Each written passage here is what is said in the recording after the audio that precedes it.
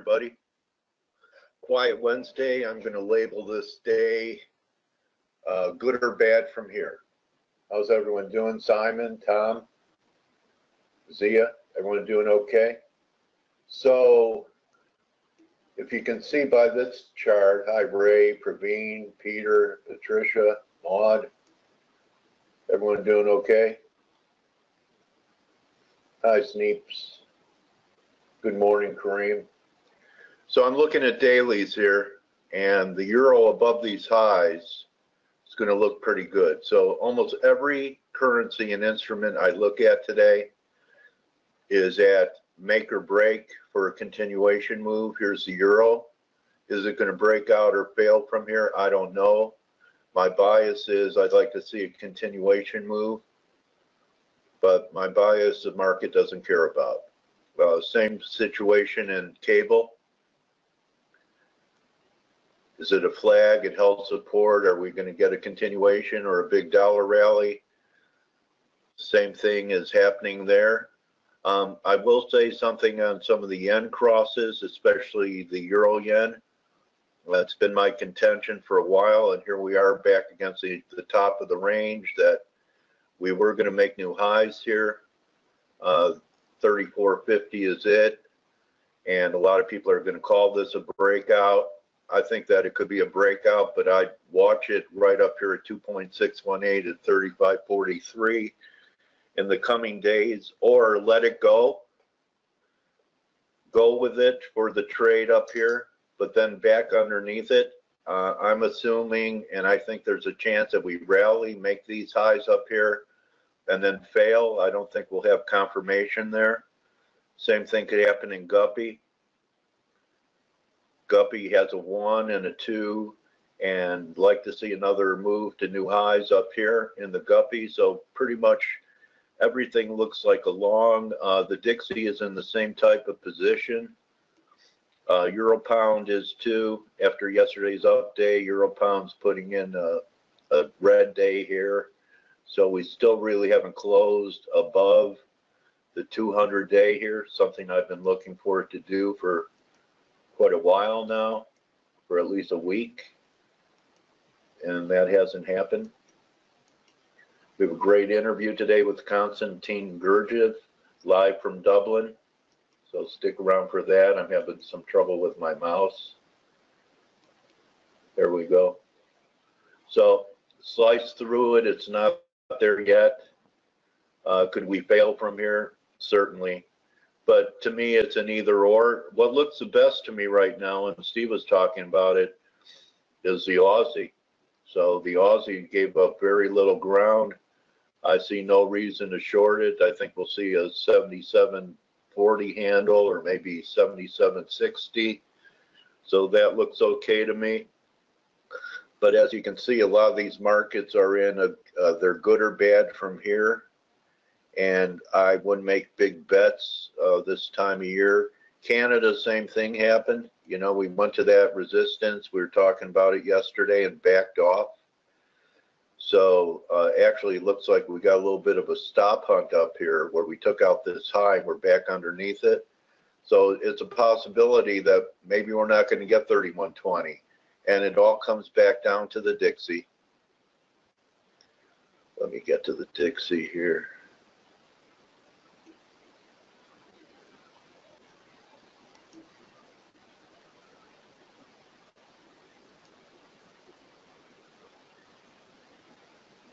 Coming up, there it is. So Dixie's starting to look like, you know, we started taking out these lows here. I still remain negative. Even with record net longs in euros, I still think that we're going to fail. I just can't get real bullish here. Like Steve said, you know, unless we're back above this 94.20 level on the daily, that would make it look better.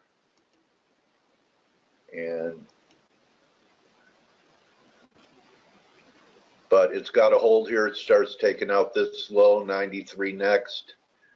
Almost looks like it's rounding out some type of shoulder here. And I remain bearish. I can't buy it here. It's hard to sell it here. So it's almost like Yeah, I don't look at the ruble, but I'm sure, yeah, I'm sure that Steve's going to take a look at it, Medris. I noticed that you followed me on LinkedIn. Check me out on LinkedIn. So those are my views. Take a quick look at gold here. Gold approaching resistance here as well, up here around this 1270 level. So I have low conviction. And in the old days, I feel pressured to have conviction and make a call. But over the years, I've learned that I'd rather bore you than pretend I really have strong conviction or something that's compelling to me to go ahead and suggest it. So I'm pretty neutral here. I'm strongly neutral. I have a bias. The bias is for the dollar to fail. The only thing that's going to change my mind is going to be 94.20 in the Dixie. And that's pretty much the story for me until the end of the year, or we start getting breakouts to the upside in Euro. So not much that I could really add. So I have found that when I come in the morning and I start screening and I go from instrument to instrument and I hear myself saying, oh, I need to find a trade, I need to find a trade, that I should normally just shut down my platform that day, because the good trades will hit you right in the face. And here's another thing. I used to, FOMO, I don't want to miss anything, but, take the pressure off yourself. You're going to miss trades every day. I miss trades every day. You're going to miss trades every day. The good news is there's always another trade, and I'm a big believer in not making your broker rich and that less is more.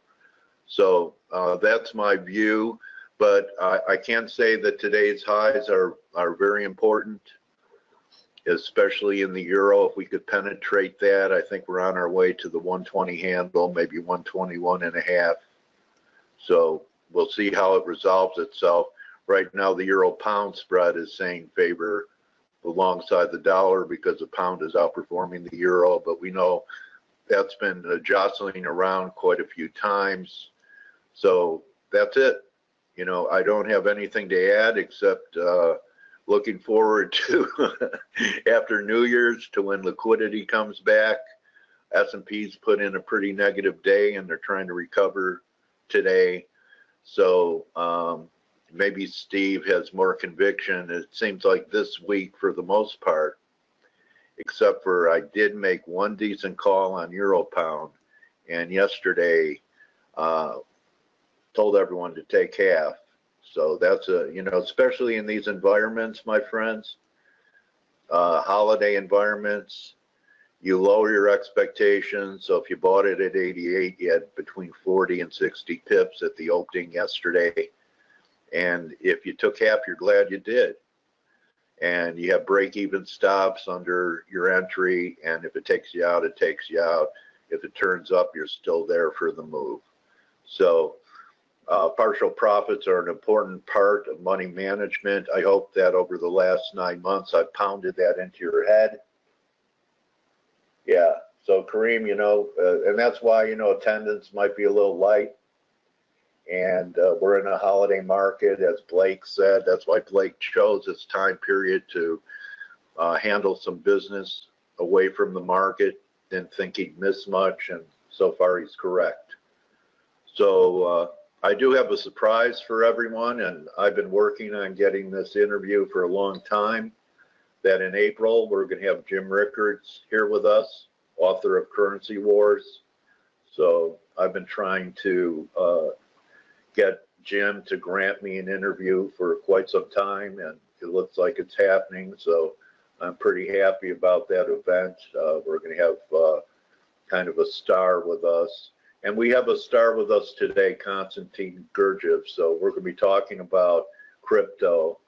He's written a lot of pieces on crypto and terrorism in Europe and how that could add to long-term volatility. And looking forward to the interview a little later on. So have a great day. And with that being said, Mr. Steve Volge, how are you today, my friend? Hey, Dale. Good morning. Hi, buddy. Morning. How are you? You kind of feel the same way as me? Yeah, I'm actually more or less wondering what we're doing here. Yeah, okay, that's what I thought. Yeah, I know. Yeah. Well, maybe next year we'll know. Next year we'll know that, maybe we all take a couple week vacation or something like that. But yeah, I can't get excited about too much here today. No, that's that's actually very true. I mean, this is the third day in a row that I mean, the second day in a row that nothing has changed since 3 days ago. So we're seeing very few moves that are worth mentioning, and even the vast majority of these moves that are like, a little bit more than almost nothing, still haven't actually brought any real change in our technical views. So how about yesterday's down day in indices? Did it start to build a case that we're getting closer to some inflection point? By the river? Not really. First of all, we've already retraced like the vast majority of pre-market. We've already retraced the vast majority of yesterday's losses, and yesterday's losses were like, for example, in the SPX, they were like less than 0.5%, and we're already retracing the vast majority of it. And the Russell is the only thing in the U.S. that hasn't made a new high. So maybe that still has to happen before we're, get the big hurrah and get the small caps to finally claim victory and make a new high before there's any type of downdraft. Okay. To be honest, the Russell has been in a strong uptrend as well. It just hasn't made a new high, since it found a high at the beginning of December. Well, that's like a lifetime in stock indexes. 3 weeks, a new high. President Trump, in his speech the other day, said that since his election, we've made 85 new all-time highs in a year. So that means 1 out of every 4 days since his election has been a new all-time high. Yeah, as I've said before, I really don't understand. Live by the sword, die by the sword. I don't understand why Trump would want to be judged by the market's performance. In my opinion, he'll change his mind. It'll be someone else's fault when it falls. So yeah, that's what I would say. But in my mind, when you make it, make it very clear that whatever happens to the upside is, due to your policies or you being there and the market being optimistic about your presence, what's going to happen when things tumble down. And statistically speaking, if you remember, we were showing yesterday that we just need like 5 months to reach the longest recovery period recorded in history. Yeah. Which means that even statistically speaking, within his presidency, which has another 3 years to run, we should more likely than not see a big turn lower. And at that point, he would probably wish that he didn't make it his flag, with the stock market performance. Well, Euro pounds are knocking on the door. I'm curious, you're a disciplined guy. Would you go with the breakout over that? What is it, about a 3-month rectangle or sideways range?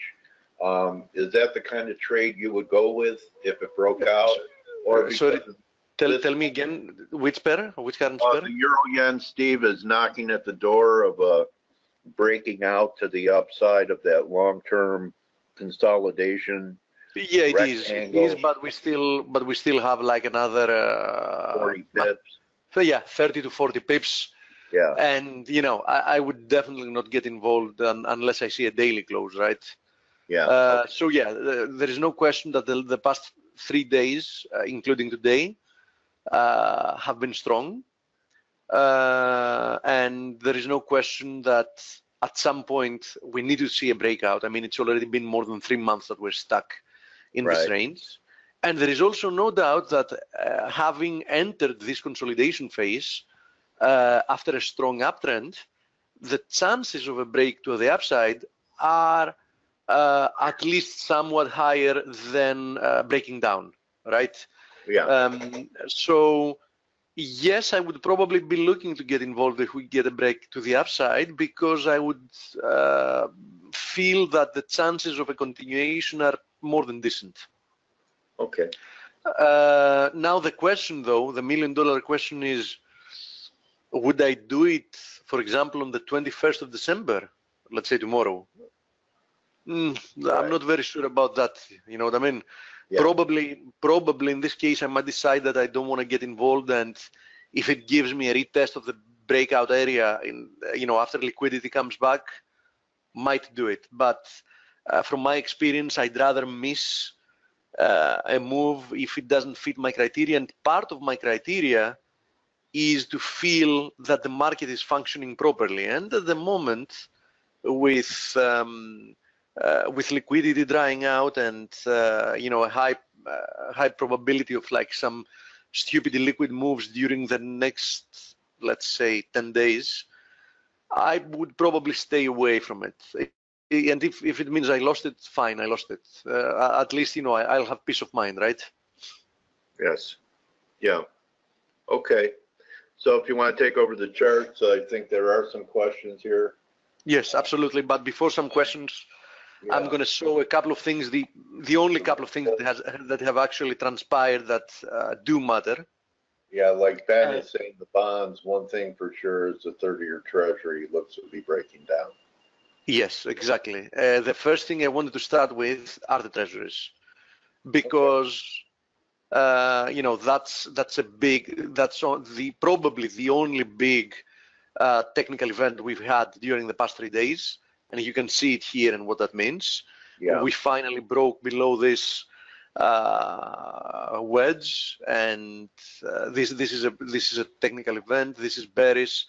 We anyhow expected a resumption of the move lower after we broke below this ascending wedge, and the fact that we're penetrating through this 78.6 and horizontal support area, this confluence now targets the double bottom that we in essence had, like above 123. Even if we zoom out and have a look, we'll understand that after an impulsive move lower, this move higher was clearly in nature corrective, and we should see at least one more low. So I'm still a believer that sooner or later we should see at least one more low below this double bottom. I think Steve, for forever, I mean, almost since I joined in April, was calling this a 4 in the treasuries and calling for a 5, and the 5 would take it to new lows and complete something. Yeah, absolutely. And you know something, you don't need to know Elliott waves to understand that, and you don't need to be able to say, you don't need to be able to say if this is a wave 4 or whatever the hell it is. And the reason is very simple, and I can show it here, in an instance. Let's take this high, right, that we had during the election period, and let's take the low. Okay, we found this move was more than a 6% move that took place in just a little bit over than a month. So within 5 weeks, we moved 6.2% lower from the election night until December 2016. Now, unsurprisingly, we found the bottom at the end of the year, so the new year brought, a new move. 12 months of retracements. This move lasted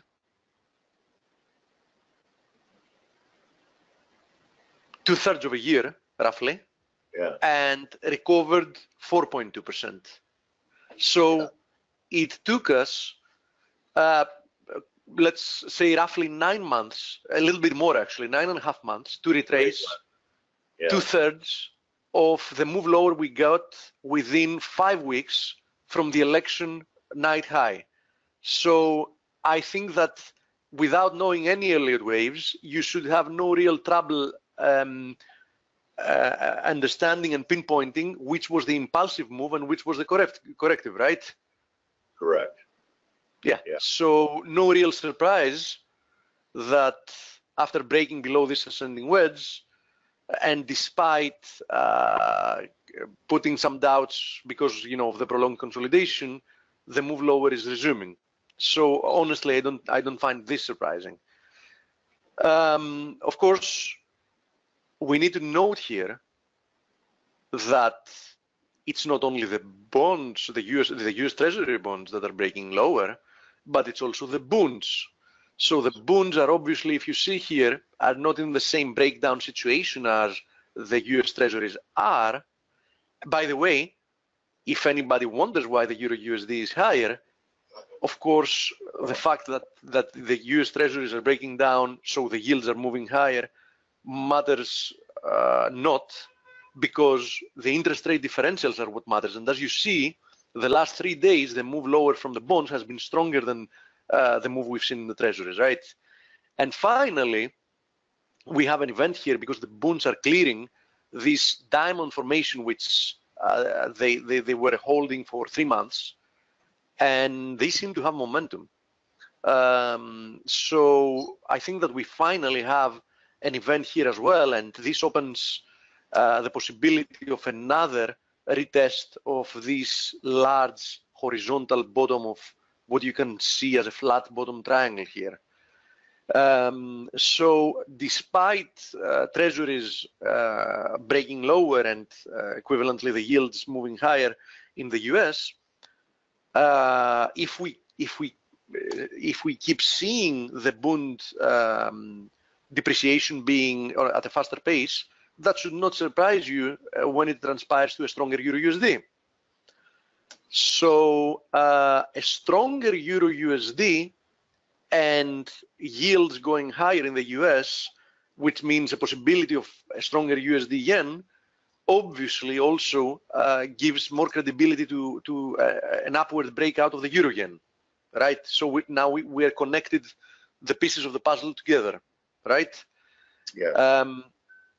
But as I said, these are liquid days, and you need to be a little bit more careful than you would usually be. Actually, in my humble opinion, quite a lot more careful than you would usually be. And speaking of the Euro USD, we did have a strong couple of days move, but still we have no technical event here, since the 118.50 to 118.70 zone is still capping the upside. So unless we break above there, any talk we can have about interest rate differentials and the bonds and the treasuries and whatever else, doesn't really matter that much.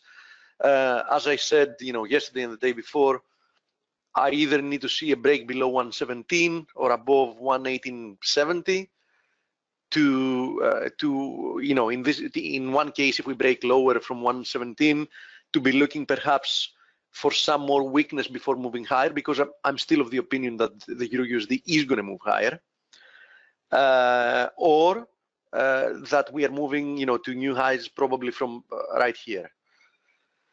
So this is the situation with the Euro USD as well. And I think after having said that, by the way, since we mentioned it indirectly, let's have a look at the USD yen. The USD yen has had a couple of strong days and is currently testing, this soft support resistance area. But even if we break above there, unless we break above this critical descending trend line resistance, jumping the gun is probably very, very unwise, right? So no matter what happens with the 113 area and even higher at the 113.60 high here, etc., I'm not going to get trapped in taking a position. Now, if we actually break above this descending trend line, depends on what day it is, etc., might consider some trades that are correlated. But it's a bad coincidence, as I said, that from experience, I have very little faith in moves during these days of the year. So there is a good possibility that even if I see something that I like very much, I'll probably let it go, then do the opposite. Now, another thing I wanted to show, since I have positions there, and I always keep track on them and explain what I'm doing, is that obviously I'm still short the DAX. I would have cut this trade if we actually broke above this channel, but now that we held it and we're moving lower, I'm still holding it, expecting that it's going to play out and break lower. Otherwise, I'm going to cut it loose. I'm now just out of the money, so I can remain patient with this. Obviously, a break higher of the Euro USD would help my thesis quite a lot. And on the other hand, I still remain short the USD NOK, which is more or less doing absolutely nothing. I'm still hoping that it's going to roll over since it has been unable to penetrate the 840. And I don't have any more a gold position since my limit order got triggered at 1,265. So that cut my second position exactly at break even and booked profits on my first position from 1289. So I booked these profits as well. And as I told you, I'm looking to actually more or less exit positions ahead of the holidays and not do the opposite. So, okay, that was a fine trade as well. Would have been nice if it had rolled over, from lower, and I could have booked profit on my second part of my position as well. But, you can't be greedy. And that's it. I'm not involved with anything else. I'm telling you what I'm looking at, but I'm also telling you that there is a good possibility that I'm not going to be involved with anything else during the holidays. Now, the other currency pair that is currently testing an important level is once again the cable, right? Because we have been monitoring this bull flag because it has the potential to be a bull flag, and we're currently testing its resistance once again. For confirmation, I would say that I would want to see a daily close above 134.50, and once we do that, I will be actively looking to get involved with this pair as well, because I strongly believe that the chances of a resolution higher, at least for one more leg, are decent. So I think more or less that I just covered everything that has some importance in these rather slow markets. And, now let's go ahead and have a look at some questions. Steve. Hello, everybody. Hi. Okay. I just want to ask, I missed the first 8 minutes of the webinar. I don't know if you covered the... We were bad-mouthing you, so you didn't miss much. You were? Okay, great. Okay, yes. See you tomorrow. No, I just wanted to, just in case you guys didn't cover, just the two kind of not huge events, but the two things that happened today and last night was the U.S. tax bill, which effectively it's passed. Needs to be a revote because there was apparently some kind of foul up in the admin, but that has been passed. And as we can see, the markets had probably baked that in already, as we were saying yesterday. So very muted reaction to that. And also the other thing which we had this morning, Michel Barnier, the chief EU negotiator for Brexit, he came out saying some pretty positive things that they're taking the next step and the prerequisites have been done and all that. So it's all very constructive the way I see it. So that kind of ties in still with my view that sterling, I personally want to buy sterling on any dips against some of the majors. So those two. And as I just said, Stelio, the cable is also currently testing a potential bull flag's resistance. So a move higher from here will also add credibility to the possibility of resumption higher due to also macro factors as the one you mentioned. Yeah, I'm personally very annoyed because I was long sterling Kiwi at 190.60 2 or 3 days ago, and bounced a little bit. Then I put my a stop at break even. This is time of the year. I don't want to take too many risks. And it just yesterday hit my stop at break even, and it just bounced all the way up now to 192 plus. Oh, I know exactly what you mean. Very annoying. I've said many times that people should not follow that. But for full disclosure, I've said it to the chat room like a long time ago as well. I don't use stop losses in the vast majority of the cases for that exact reason. 95% of the time I don't either. I had some things to do, and it's also very, getting illiquid. So I said this time I'll do it, and what do you know? It happened again. But yeah, I know. We've all been there, and we've all been hurt by that, right? Absolutely, and you know, it's for me, it's something to do. It's prudent to do this, you know. But as you said, there's many times it happens. You know, the markets these days are very different to what they used to be 10 or 15 years ago, and it seems to be that everything or the majority of moves are driven by stop hunts, you know, and you have the algos trying to figure out where the stops are, and you know, it's tough, but it happens. So what can you do? By the way, what do you think about copper? Because I forgot to mention it before when I was, referring to the few moves that have been happening in the markets that actually are worth mentioning and have created some technical events, that are worth paying attention to and might have implications. And one of them, in my opinion, is copper, because we were monitoring this descending megaphone pattern as a corrective move, since we have clearly been witnessing sequences of impulsive move highs and corrective move lowers. This is an example, clearly an impulsive move higher and a corrective move lower. This was the next one, same deal here. So I think actually that copper is breaking out. Any insight from a macro perspective here? Well, I'm bullish commodities. I'm bullish everything basically that's dollar denominated into the next couple of years. Yeah. I am on one hand, I have a bearish view on the dollar, so I think that all these commodities, you know, silver, oil, all that, I think they're going to probably see strength into next year. I have been bullish commodities in general, and that includes copper, and includes everything for the past year or so, because, you know, the drop had been pretty huge. When was it? If you go to like a monthly chart, you'll see. I can't remember now, but you know, it's as a medium-term view, I am bullish pretty much all commodities, and I like this breakout on copper. I really like it. So yeah, I'm with that. Okay, nice. So now that I mentioned. The other thing is that, you know, it's funny how China has kind of disappeared from the news. You know, remember last year or the last completely actually, where everybody was talking, oh, hard landing, or, you know, this is going to be tough, and they're cooking their books and, you know, their data and all that. Well, it's all disappeared, and they're still going, and so, you know, copper is clearly correlated with that. So that's another reason why I think, you know, this the risk, China risk, is kind of low at the moment. So, you know.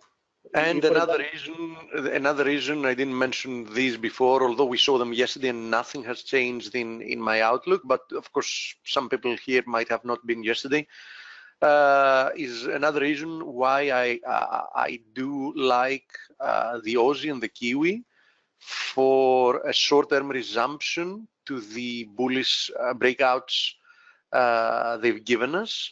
So I really think that the price action the past few days after we broke above the critical 76.40 in the Aussie USD has been most likely than not a triangle. And although I don't exclude the possibility of a move somewhat lower and then higher, I can easily see that we might just move higher from here and at least go all the way to 77.50 and test it before we even consider what's going to happen from there. Same thing applies to the Kiwi. The Kiwi has been somewhat weaker the past few days, but still I see nothing impulsive to this little move lower on the short-term basis, because I repeat that I remain bearish in the medium to long term here, but in the short term, I do see that the chances of a rebound higher towards 71, for example, at least, is a high probability scenario.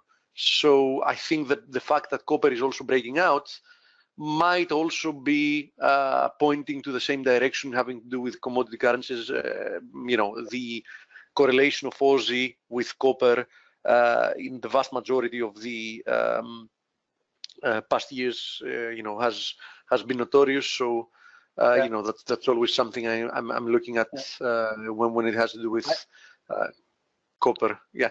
I agree. I'm going to say that from the two, I prefer the Aussie in a big way to the Kiwi for two reasons. First, the RBNZ, I think, is probably the most vocal central bank of all when their currency appreciates. You know, you hear what's his name, Wheeler, isn't it?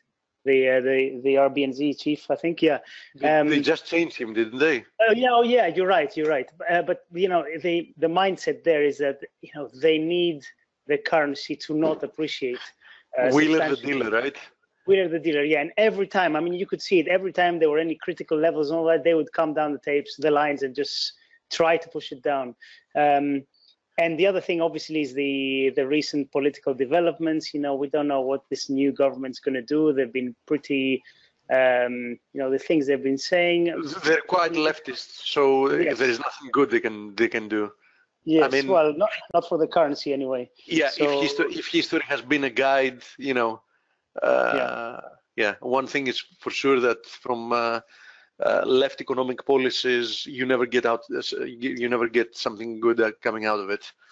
Absolutely. So from the two, I really prefer the Aussie, and in fact, you know, I've been wanting to go long Aussie Kiwi, but which is currently, by the way, testing some resistance area because we have clearly had some at least corrective price action recently. But as long as we remain above this 1082 to 1085 area, I don't really think that somebody could turn really negative, given the fact, and that's why you should always in trading keep the big picture, you know, in mind. We've had like an important breakout from this like multi-year descending trend line, and you know, obviously that points to the possibility of finding a bottom rather soon and moving to the upside as well. So I tend to agree with you. I have no position in the Aussie Kiwi, but I would like to see it bottom out somewhere here. By the way, in the zone I mentioned, we also have the 200 daily moving average at the moment. So that's another reason to be looking, you know, for a reaction if we come back to retest that. And obviously a break above the 113 area is going to confirm 100% that the Aussie Kiwi is moving, you know, much higher from there. I would personally love to see a drop to like 108.5 or somewhere there where that zone is. We did that a few days ago, actually. Yeah. We did that a few days ago. It's possible. We have a Kiwi and New Zealand GDP, I think, tonight. So, you know, that could move things a little bit, isn't it, tonight? Yes, it is tonight. Yes, it is, and it can indeed. Yeah. It's night Europe time. Do you have an exact time, Stelio? It's 11:40. It's 9:45 p.m. UK time. I don't know what. Okay. 9:45 p.m. UK time. Okay. By the way, a friend is mentioning the EuroCAD. Says EuroCAD also at the top of weekly consolidation around 1525. Yes, depends on how you look at it. I guess you're watching at this zone here, you know, this high. But personally, I'm looking at this expanding triangle as a possible formation, and you know, I would not jump the gun. For me to turn bearish, I would really want to see a break below 150, 149.50 actually. And until that happens, I have to say that this price action is too choppy for my taste, so I would probably not be involved at all. But I'm telling you, I don't think, on the other hand, that there is much of a case to be bearish, and as long as this horizontal support area is holding. So personally, I don't even like this currency pair at the moment. I don't like its price action. I think there are better setups out there to be looking at. Can you look at the ZB? We had a look at the treasuries, and you know, clearly they're breaking lower. Yes, same with the 30-year-old. A friend is mentioning actually the USD ruble, which we can have a look at. But before we do that, there is one metal that I would want us to have a look at first, because I think that it presents a very nice technical opportunity here, and this is palladium. So palladium has been clearly trading within an ascending wedge, and this type of price action, the overlapping slow appreciating price action, is very typical for an ascending wedge. So I do like this as a potential breakdown setup. Obviously, there is no trade to be taken as long as we trade above $1,000, right? But I'm monitoring it because as a technical setup, it looks very good. And if it actually confirms a break below this ascending wedge's support and below the $1,000, which also hosts the 50 daily moving average, I think that it has a good potential of accelerating to the downside to perhaps come down to the base of the ascending wedge, which is almost $100 lower.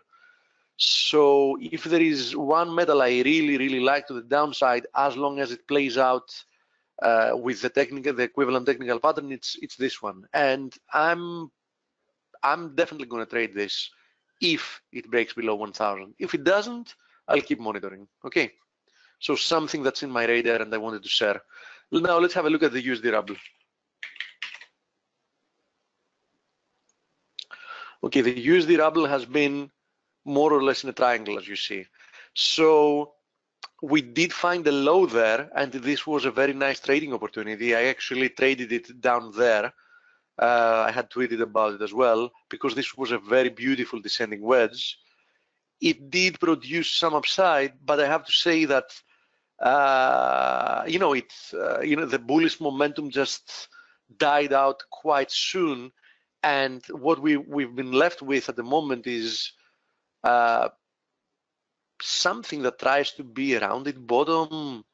Who knows exactly how this thing is going to play out, but one thing is for sure, unless we break above the 60.4 area, and especially being in the middle of this formation, I see absolutely no trading opportunity here, right? So I either want to see a break below this ascending trend line support, so I can believe that this was simply a prolonged consolidation before one more leg lower, which is a high chance since we came from a move to the downside, or I want to see a break above that high there, so I can start considering the possibility that all this was some kind of a rounded bottom.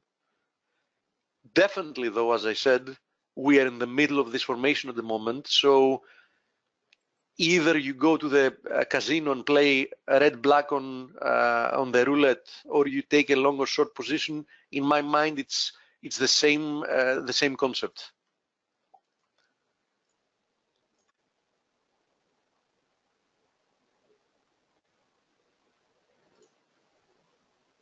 Euro is obviously going for a short squeeze before a bigger drop. Mdris says, might be the case. Absolutely might be the case. I do see that the next move higher is more likely than the next move being lower at the moment. So, yeah, sure, why not? I mean, if it breaks higher, it's definitely going to be less surprising to me than the opposite. Although, as I said plenty of times, during holiday days, anything can happen, honestly. With low liquidity, sometimes you see like rather small positions moving the market quite significantly. Okay. I'm actually running out of things to check, and if we have any questions, let's have a look at the USD CAD, by the way, because I forgot to mention that. So please, we had some good data just about 15 minutes ago from Canada. Wholesale sales came in with a bit more than expected. Yes, and generally yesterday the USD CAD suffered one more rejection from the 129 area and the 200 DMA and the 50% FIB. So that was like a triple confluence that rejected price action yesterday. And plus stop hunt, Steve. They took out the stops. Might have been the case. But regardless, I would still, love to see a break higher but unquestionably, as long as we remain trapped in this range, you either trade the range. I mean, yesterday I said in the chat room that I would love to see, a break higher, and it's because rarely you see like triple tops and quadruple tops, etc. For every time we test resistance with momentum, the chances of a break are increasing.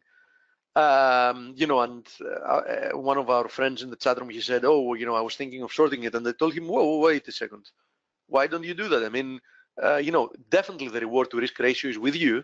The good thing when you're range trading, when you're trying to sell ranges resistance, is that there is a chance that it's going to break out, and there's a chance that you're going to lose a few pips, but it's going to be a few pips because you really know rather fast if you're wrong or not, right? So I was hoping for a breakout yesterday, but getting rejected once again from the range, especially seeing how many markets have been range bound for a long period of time. I mean, I can already recall plenty of them in my mind at the moment: the euro yen, the pound yen, plenty of the stock indices have been range bound lately, like the IWM, and other pairs with the USD CAD is one of them. So why not? The USD SEC is more or less range bound near resistance. Same with the USD NOK, of course, for shorter periods of time. So it's the time of the year. So ranges might hold for longer than you expected.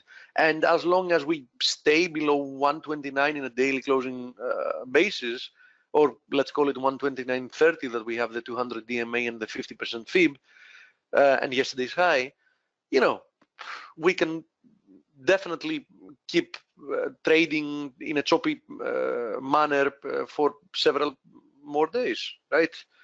So, this is the situation with the USD CAD, and you either want to be short against the highs or you want to be waiting once again.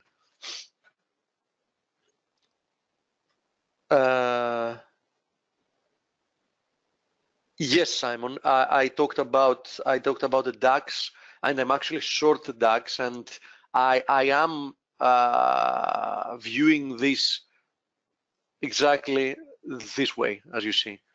So, and the good thing is that the rejection we got yesterday, adds to the possibility of this being a consolidation before one leg lower. I would really want to see one move to 12,500 so I can feel that a corrective move lower has been completed. So it's one of the two positions I'm currently holding, being short the DAX. Eric is pointing to a video. Eric, can you explain what that is? Or it's not a video, because I see YouTube. Let me see. Breaking news alert. Lol, Eric, come on.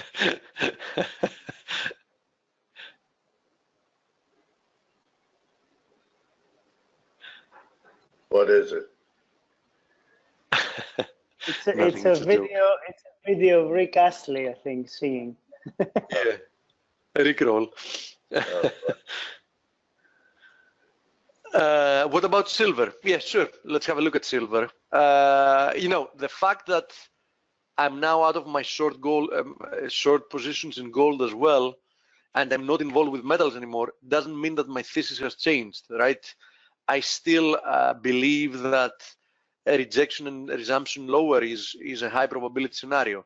So silver has been rebounding since we mentioned that the rebound is likely. Actually, I got really lucky with silver. I traded it the moment it broke out from the triangle, and I actually closed all my position, like, almost at the bottom, because I believed that this confluence of supports might produce a rebound.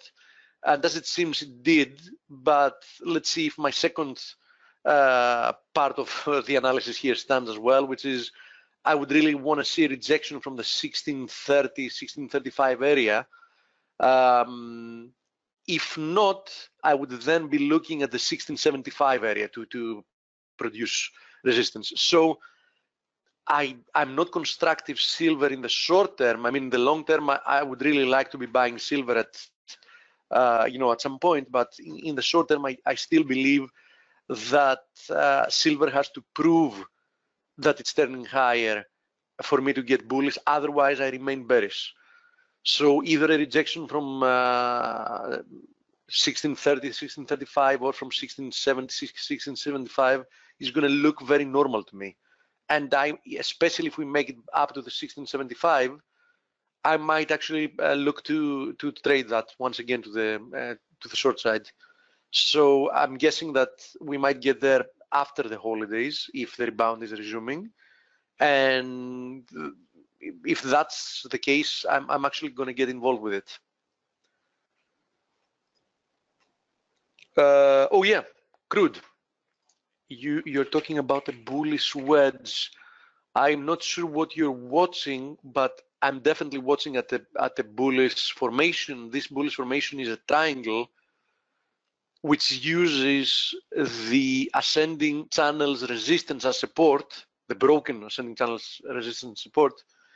And I do think that this formation has a high chance of breaking to the upside. But let me see exactly what you're watching. A nice bullish wedge in WTI since 2411. 2411. Okay, this one. Yeah, but how do you view this as a wedge? I'm trying to understand now. Maybe he means triangle. Yeah, if he does, yeah, it's exactly what I'm looking at the moment. Yeah. So yeah, well, that's what I'm seeing in crude. I'm seeing a triangle, and you know the chances of a break higher in the direction of the trend, which was clearly higher, is you know, significant. And I would really like to see it break to the upside for a move towards the 161.8 of this corrective move lower, which is at $63. So ideally, I would want us to push higher from the triangle, go to 63 before we can actually see like a bigger correction to the downside. Perhaps then all the way down to 55 to retest 55 once again, which is a very, very significant level. Okay. So I would definitely not be bearish crude here, no matter what. Popped in to wish everyone a very Merry Xmas. Dale, Steve, Stelios, thank you very much, Luca. Luca is one of our, you know, very good and long-term viewers, and he's also in the chat room with us. We discuss quite a lot of things. Also a great trader. See you all next year. Have a wonderful. I'm guessing you're leaving for vacations. Luca, have a wonderful vacation, and we'll see you probably Tuesday, 3rd of the month. Yeah, triangle, mate. Yes, you're right. Yeah, I totally agree with that view. No problem, Eric. No problem. You know, the markets have been quite slow, so you know, any jokes are welcome because we don't even know how to fill in the time. Okay, any other questions? We have 7 more minutes before the interview, unless Dale, your guest is already here, in which case you have my blessings to start because we more or less have covered everything that has been moving. By the way, let me show the IWM until you check this out. Well, that's what Dale was mentioning, having to do with the IWM. We have a potential double top here, also a range, because as you see, we found a high at 150.50 in the IWM, and we held that area as resistance for the whole duration of this corrective move lower.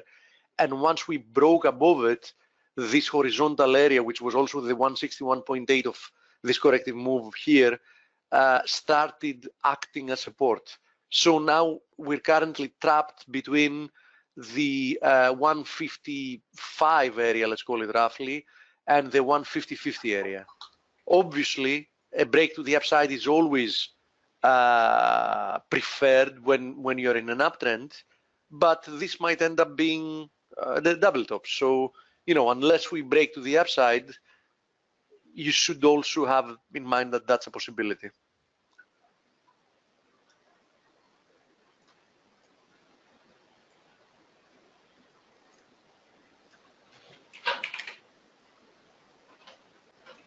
I think this is the one you want to see, mate, huh? Okay, Steve, Constantine is here, so at any time you could pass me the screen and I'll Absolutely. make him a panelist. By the way, the ZB that our friend is asking does not show anything different. It's the same kind of thing we were showing before. No matter how you see it, the treasuries, are breaking down.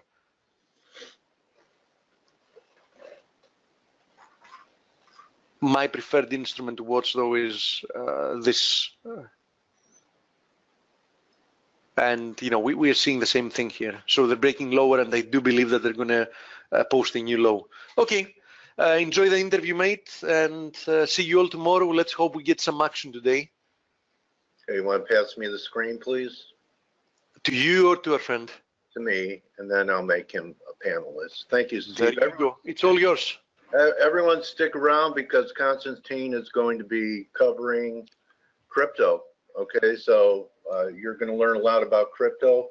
Constantine, welcome to our community. I'm going to make you the panelist here, and then your audio should work, and we'll have a conversation. Can you hear me, Constantine? I can hear you really well. Okay, how about your volume? It's great on my end. A little higher would be helpful. While you're doing that, I just want to introduce you. Konstantin Gurdjieff, you can follow him at GT Cost, and he is an associate professor of finance at Middlebury Institute, International Studies, Cal. He's live from Dublin, and he's also an adjunct professor at Trinity there in Dublin. So if I read your whole bio here, Konstantin, we wouldn't have any time to talk about crypto.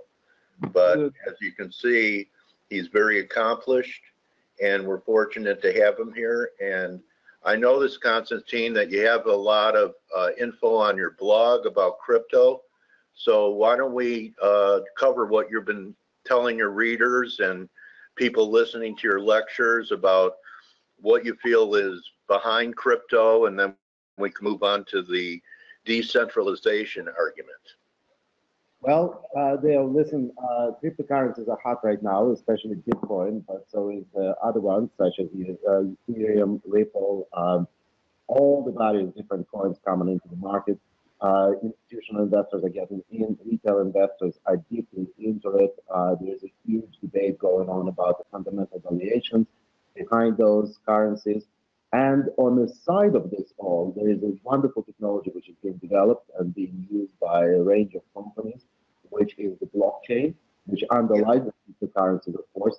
But I noticed in your notes to me this morning, Konstantin, that you've been involved with some different fintech companies and helping them with blockchain. So I'm a huge fan of blockchain as a technology.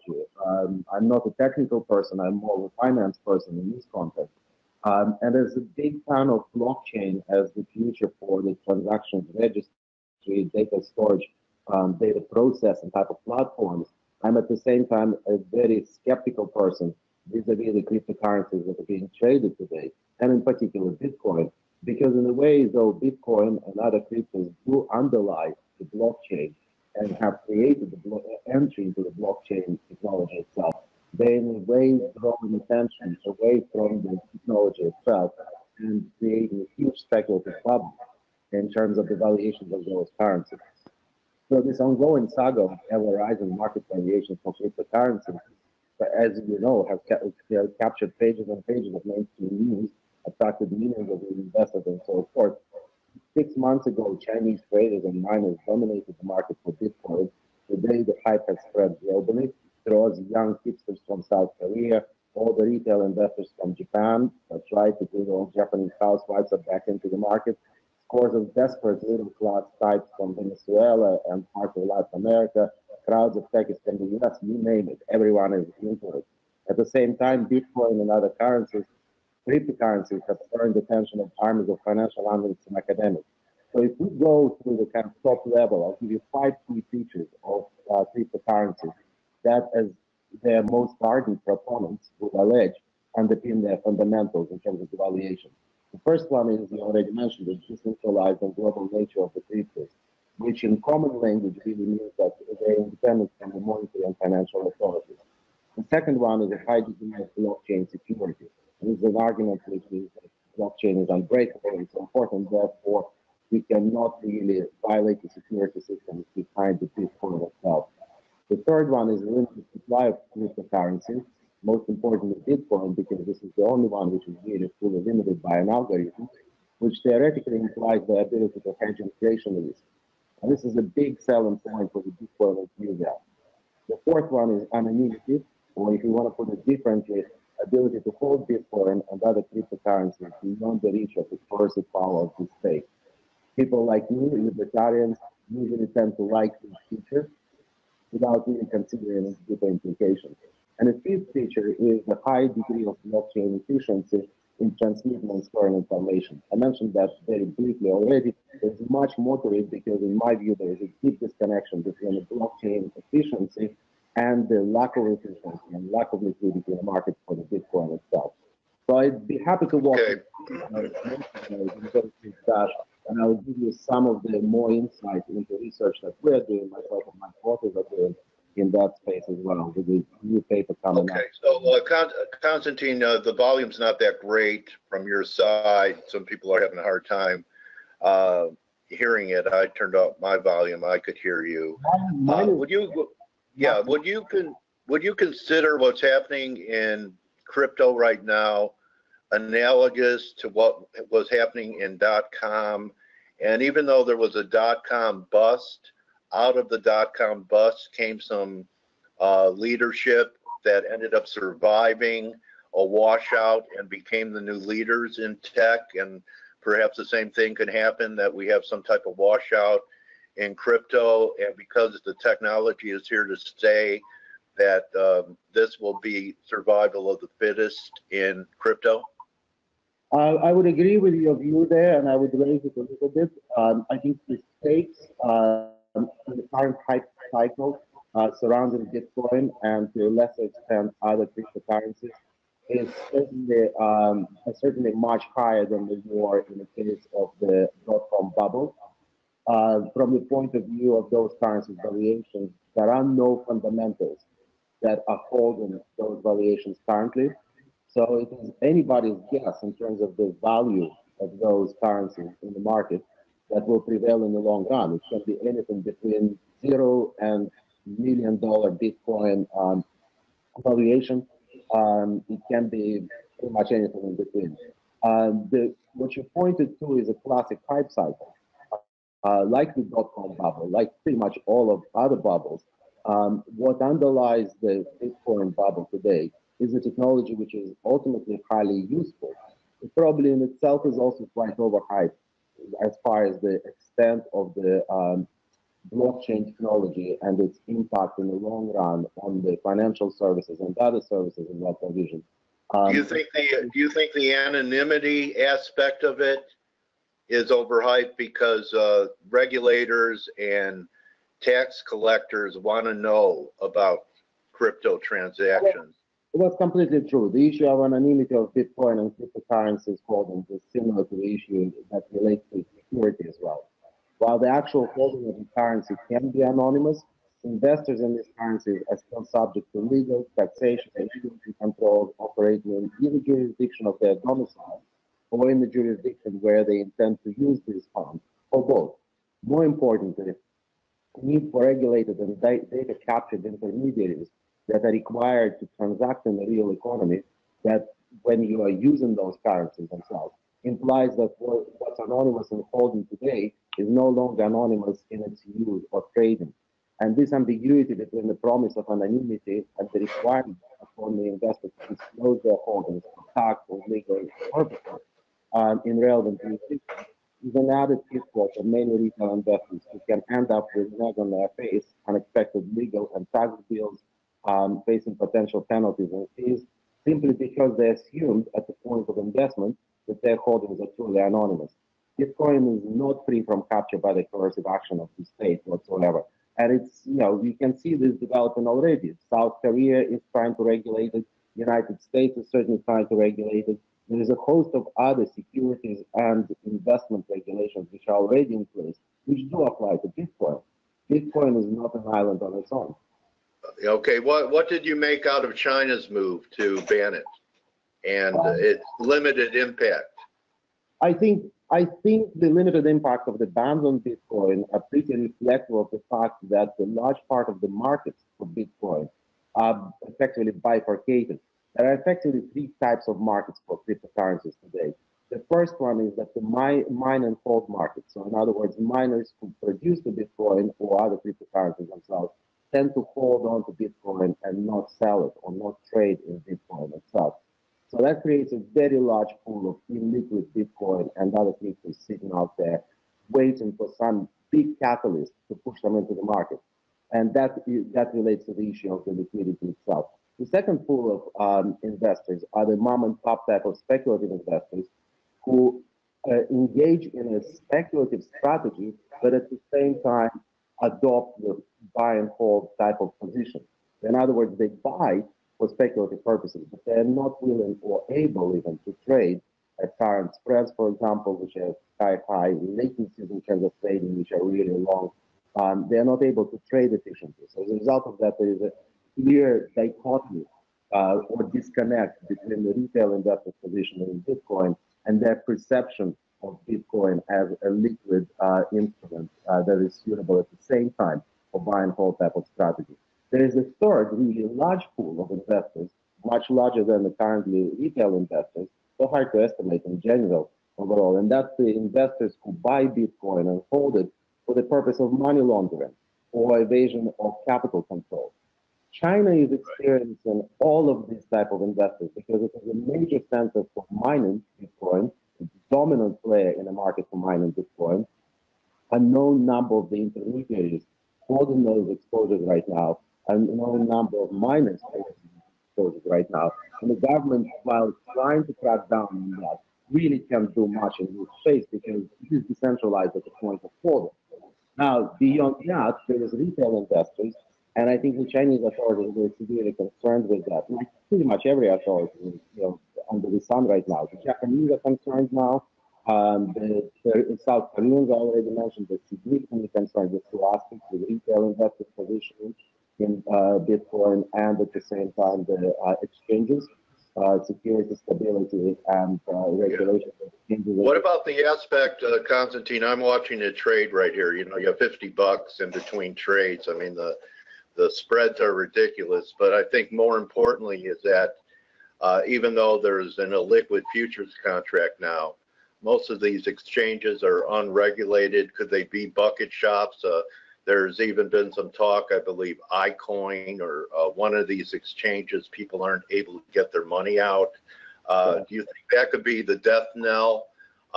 Is a big Bitcoin exchange going under, not being guaranteed by anyone, like regulated exchanges like the Merck or the Board of Trade or the Life or anything that is regulated, that people think their funds are safe until they try and get them out of there? Correct. Well, there's two aspects to this type of the security. One of them is the technical security, or technological security of the exchanges, which is a really weak point in the current default blockchain and cryptocurrencies link. And another one is a liquidity issue. So in terms of the straightforward securities, this is one of the purported strengths of the Bitcoin and cryptocurrencies, and it is also a myth. While blockchain mechanism is possible to hack by itself, the real vulnerabilities in this system rest in exchanges and storage wallets. To date, there have been no major hacking successes with respect to the larger traditional financial exchanges, but at the same time, this does not mean that they are not, of course, vulnerable to attacks. But it does suggest that regulatory supervisory pressures exerted by national authorities do provide for some measures of centralized security in traditional asset markets. Also today, there have been at least 11 documented attacks and large-scale breaches in cryptocurrencies exchanges. So 0 to 11, and it's 11 that we're aware of in this scalable type of event.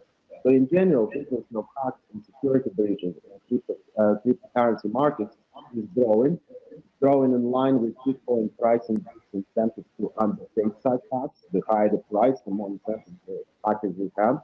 And is already exceeding similar events for the major corporates listed on the main stock exchanges.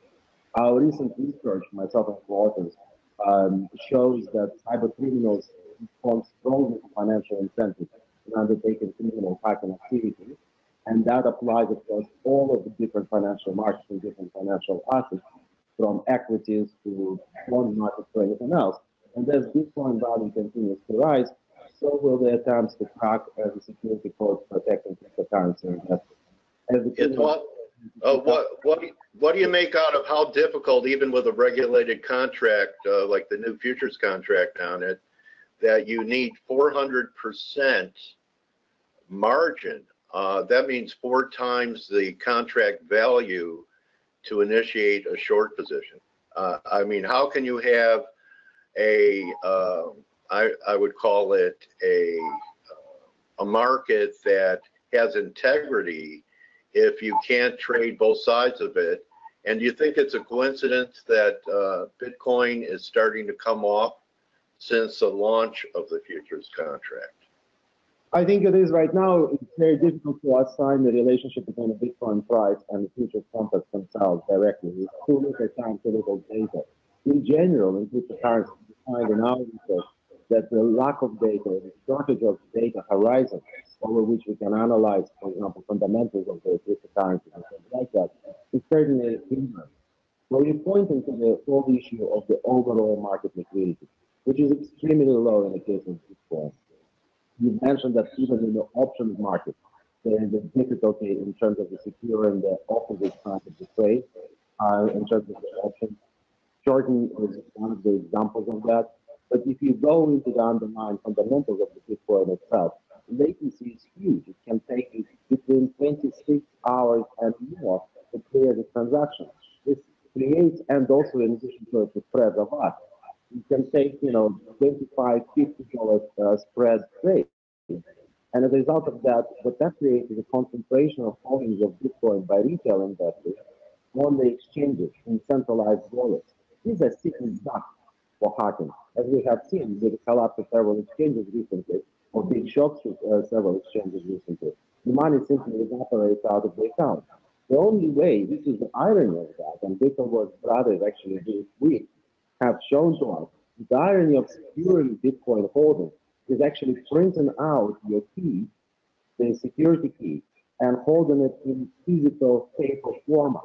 In fact, Bitcoin, what they do is that they apparently, in the interview to the Business Insider, they said that this week, that they have actually cut up the key, the printout of the key, and stored it in physical safety boxes in banks located in several locations in the United States. I mean, you're using the 14th century banking technology to secure 21st century unbreakable, fully secured blockchain solution marvel. I mean, that's the irony you have. So yes, you are correct in terms of the more instrumentation we're inducing into the Bitcoin market. In theory, that should be raising the liquidity of the market itself. Currently, it's not doing it because the underlying technology is so congested and the markets are so inefficient that you have the combination of spreads and latencies, which will never be supported by the active trading in terms of the options. And as a result of that, by the way, what you're also doing is the instrumentation has a knock-on effect of linking closer and closer Bitcoin to the decisions by the central bankers. So, for example, some recent research already shows, academic research shows, that the Fed rates decisions have an impact on Bitcoin valuation. So, remember the promise. Okay. All right, that's a great segue to your other wheelhouse, which are central banks. Why don't we wrap it with just a quick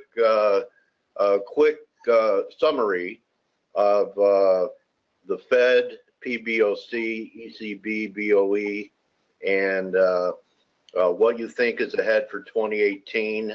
What's really on your radar screen for next year? What are you telling your listeners and readers to be alert for, because 2018 may be different than 2017? Well, I think the beginning of 2018 is going to be a natural continuation of 2017. The psychosis in the central bank's decision making based on the fear of what the tightening of monetary supply is going to do in the markets. I mean, the Fed, the ECB, the People's Bank of China, all of the major central banks have engaged in a vast amount of the creation of liquidity in recent years, and they're fully aware that that has created unreasonable expectations and a longer term unreasonable expectations from the markets in continuity of this money supply. So yeah, you penned an article, dancing away, central banks dancing away from QE. correct. So that's the theme, that they're dancing away. Away from QE without pumping the markets. Now, what's interesting is there's a couple of dimensions which are going to start playing out probably at the end of the first quarter 2018 and onwards. The first dimension is the relationship between the differentiation in policy direction between the European Central Bank, the ECB, and the Fed. And here, there's a second dimension which enters, and this is, of course, the change of leadership at the Fed. And in my view, the pivot of the Fed away from the longer term, or at least stated officially longer term objectives of inflation targeting and the likes, towards the shorter term objectives, watching the market and watching the market reaction. So the ECB is trying to play a longer term game. They're in the QE and continuing QE tapering gradually over the 2018 through September 2018. The big unknown, which we will learn about probably closer to the summer, early summer 2018, is what's going to happen after September 2018, when the QE is supposed to end in the ECB world, in the Eurozone, and the rate should be starting to normalize towards the beginning of 2019. This type of timing might be changed, and the change will be signaled probably in the beginning of the summer. But in the meantime, the big unknown is what's going to be the Fed. So far, the Fed went first last week, hiked by 25 basis points as expected. There has been no change effectively in terms of the projections forward. 3 hikes expected over the next 12 months. This move means that the median expectation for the Fed rate of in 2019 remains the same as it was back at the end of September, 2.125% for 2018, 2.69% for 2019. All of that seems to be very stable and all. But all of that, it also hinges on the Janet Yellen being at the Fed chair, which she is, of course, leaving. And it also hinges on depolitization of the Fed, which he has managed to maintain throughout the last year. He could go fully political Fed down the road. That's going to be in a speech towards the watching the markets, being afraid of spooking the markets, and concentration on asset markets rather than on inflation and targets and the like. In this case, the Fed will probably slow down the pace of hikes even more. And in this case, again, we're sitting back for any sort of economic correction, which we're overdue anyways. And if that happens, the Fed is going to be in a tough spot. What it's going to do in terms of the rate policy, the proverbial bear should be charging, and the proverbial bullet will still be spent. But in a way, that creates uncertainty towards the end of the 2018. And the same uncertainty then arises in the renminbi dollar pair, in the euro dollar pair, because of the PBOC and the ECB is starting to experience more pressures in terms of unwinding more aggressively than the Fed into the second half of the year. Well, thank you so much for being with us today, buddy. I want to wish you and yours a Merry Christmas and a great 2018. And maybe we could get together and next time resolve the audio issue and see what's happening. Maybe in the spring, you and I could get together, have another conversation. Konstantin. Thanks, Dale. We'll be delighted to again join you. All right. Thank you so much, Konstantin Gurdjieff, and you can follow him at GT Costs. And this is a man that has his pulse on crypto too. So follow Konstantin to be alert to central banks, what they have planned, what the implications are in crypto as well. So thank you again, Konstantin. Thank you, Face, and see everyone tomorrow. Good hunting, and most of all, remember, don't just count your pips, count your blessings. Adios. Thank you, Konstantin. Thanks, Dale. Cheers.